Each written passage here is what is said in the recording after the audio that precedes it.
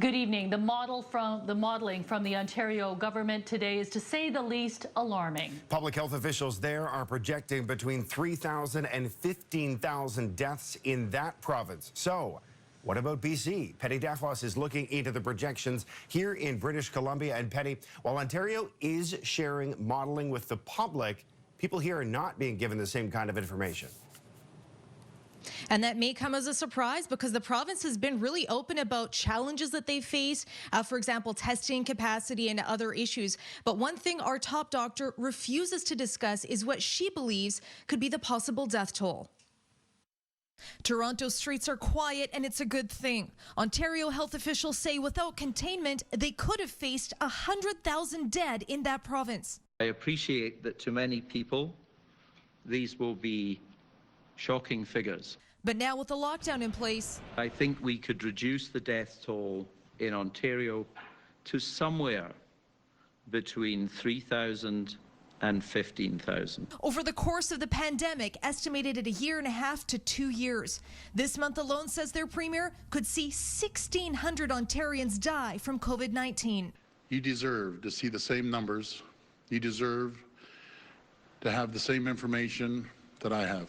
Today, BC's top doctor was asked if she has her own projections. No.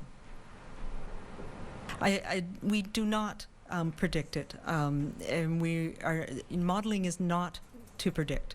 Modeling, it gives you a sense of what could happen in different scenarios. And as we presented, the modeling we've done really is about how do we prepare so that we can meet those scenarios no matter what happens. Ontario's analysis of the worst case versus best case scenarios is staggering, and they could run out of critical care beds as early as Sunday.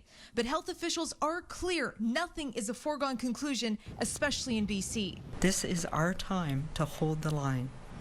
We must be unwavering in our commitment to keep our firewall up here in BC, to keep it strong and to flatten our curve.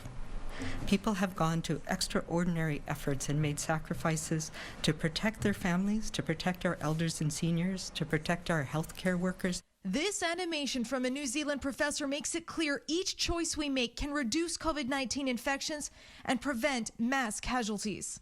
Penny Daflos, CTV News, Vancouver. So, Penny, these numbers definitely are sobering. The BC approach radically different from Ontario's, where Doug Ford says he wants full transparency. So what do you make of the two different approaches?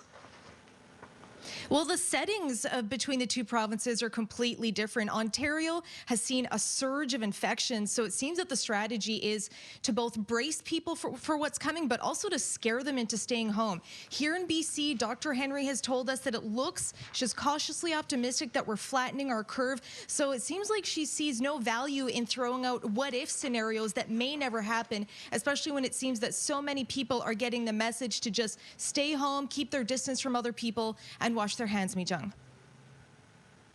Okay, thanks for this, Penny.